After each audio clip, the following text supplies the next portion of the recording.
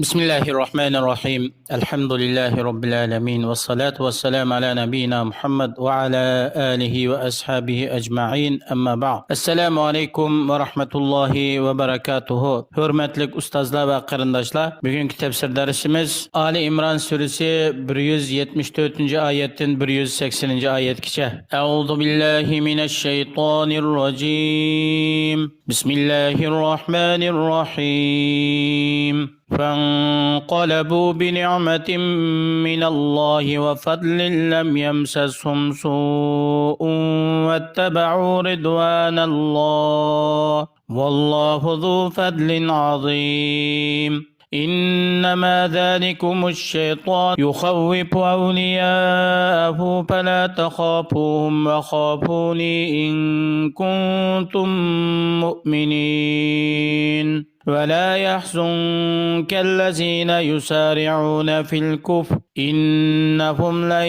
يضروا الله شيئا يريد الله ألا يجعل لهم حظا في الآخرة ولهم عذاب عظيم. Yuqorida tilovat qilingan oyatlarning qisqacha tarjimasi. Sahobalar payg'ambarimiz sollallohu alayhi vasallam bilan Hamraul Asad degan joygacha chiqqandan keyin u yerda hech qanday o'lish yoki shahid bo'lish yoki sahobalarning jarohatlangan hech qanday ahvollar yuz bermasdan ular salomat holatda Alloh tarafdan bo'lgan katta savob va darajalarninki ustun bo'lishdan iborat ne'mat bilan qaytdi. Ya'ni ular Allohga itoat qilib, Alloh rozi bo'lgan ishga ergashgan, Allohga osiylik bo'lgan ishlardan yiroq bo'lgan. Alloh o'zining mu'min bandalariga katta fazli egasidir. Haqiqatan shayton sizlarni va o'zininki ergashuvchilardan bo'lgan munofiqlarni o'zining yordamchilarini qo'rqitadi. Hargizmi o shaytonninki vasvasalari va yoki shaytonninki hamkorlashuvchi chaparmanlarininki hayvisidan qo'rqib qolmanglar. Ularninki hech qanday bir kuch-quvvati yo'q. Agar sizlar haqiqiy mu'min bo'lsanglar, Allohga itoat qilish bilan yolg'iz bir Allohdan qo'rqinglar. Ey Allohning elchisi, dindan invagan bir qism murtadlar va ularga ergashgan munofiqlarninki kufrga tizlashib ketayotganligi, ya'ni kofirlarga ergashib ketayotganligi seni hargizmi bearam qilib qo'ymasin. Ular Allohga qilchilikmi bir ziyon yetkazolmaydi. Bular Allohga iymon etish, Allohga itoat qilishni yiroq bo'lish bilan o'zini ziyonga uchirtadi. Allah subhanahu wa ta'ala ularni dunyoda xalq qilishni va ularni iymon, to'g'ri yo'l, haqiqatga muvofiq qilmaslikni ular uchun oxiratda ajr savob ne'matdan bir nasiba ato qilmaslikni iroda qiladi. Ular uchun oxiratda do'zaxda nayt katta azob bor.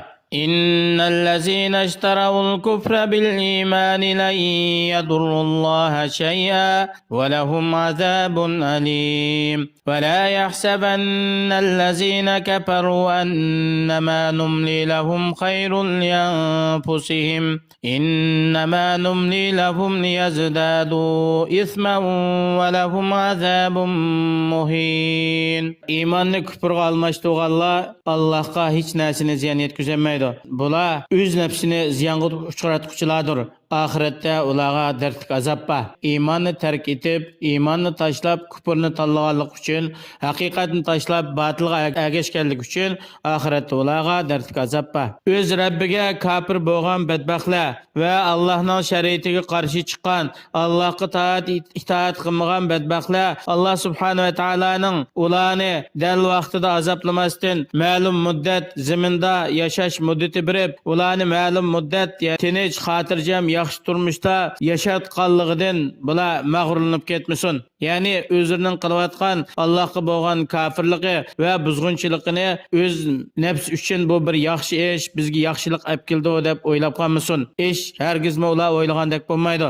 Ularga muhlat beramiz. Nima uchun? Ular osiylikni ko'p qilish bilan gunohini ko'paytirish uchun, gunohning ustiga gunoh qilish uchun. Shuning bilan bular dunyo va oxiratda eng xor qilg'uchi azobga duchor bo'ladi. ما كان الله ليذر المؤمنين على ما أنتم عليه حتى يميز الخبيث من الطيب وما كان الله ليطلعكم على الغيب ولكن الله يجتبي من رسله من يشاء فآمنوا بالله ورسله وإن تؤمنوا وتتقوا فلكم أجر عظيم. Allah'ın hikmetinden Allah subhanahu ve teala yani ey müminler sizlarni şu halatlarda herkes koyup koymaydı. Yani münafıklarınki sizlar bilen aralashib yaşaşı ve sizlarni münafıklardan ayırıp sizlarning aranlardaki münafıklarni çıkarıp taşlap sizlarni şu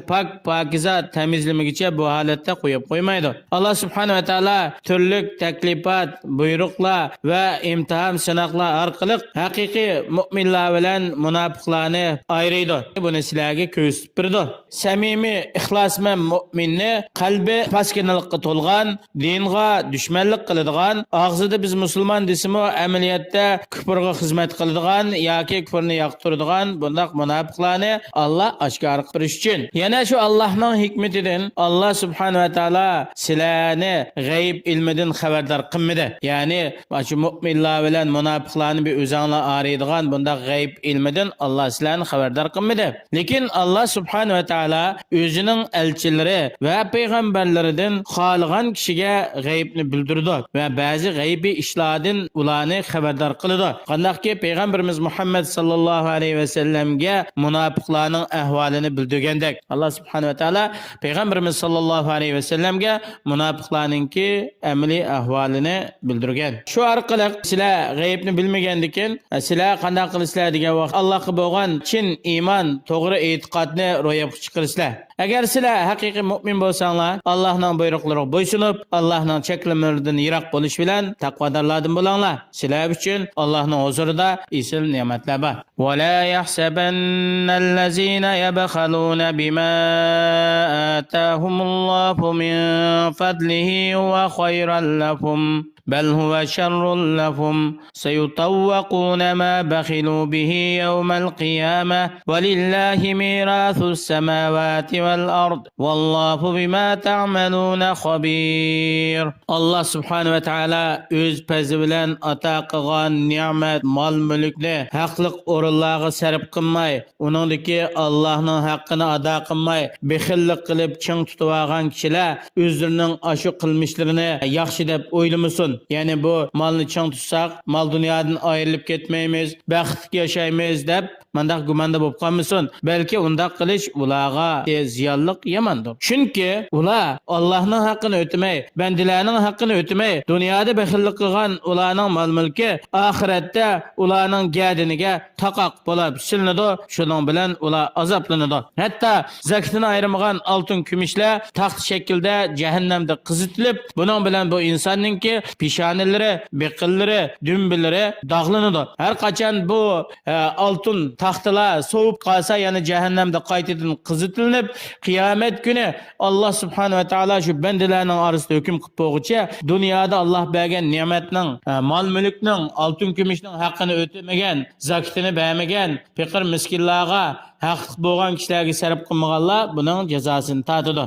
Osmon zimindagi hamma narsaning igdorchilik qilish huquqi yolg'iz Allohga xosdir. Barliq jonliq, jonsiz hamma mavjudotlar yo'q bo'lgandan keyinmi Alloh mangu hayot qog'ichidir. Alloh subhanahu va taolo sizlar qilayotgan ishning eng inchkilarini bilguchidir. Alloh subhanahu va taolo sizlarni shu qilmishinglarga asosan jazo mukofotlaydi. Yuqorqi oyatlardan ilinadigan foydalar: birinchisi, haqiqiy mu'min odam shaytonlarning va shaytonlarning insi jindan bo'lgan agash kuchlarininki vasvasalari, popozilari, qo'rqitishlariga parvo qilmaslik kerak. Chunki ishning hammasi Alloh uchun, yolg'iz Allohdan qo'rqish kerak. İnsan Allah'ның özgü mühlet berganligi va uni azoblamasdan ma'lum muddat yaxshi turmushda, xotirjamlikda, farovonlikda qo'yib qo'yganligidan mag'rurlanib ketmaslik kerak. Bu inson tövbe qilishga aldirash kerak. Tövbeningki vaqti o'tmaganlar bo'lsa, sakratga tushmagan bo'lsa, shundaqla kun mag'ribdan, kun o'ltirish tarafdan chiqmagan bo'lsa,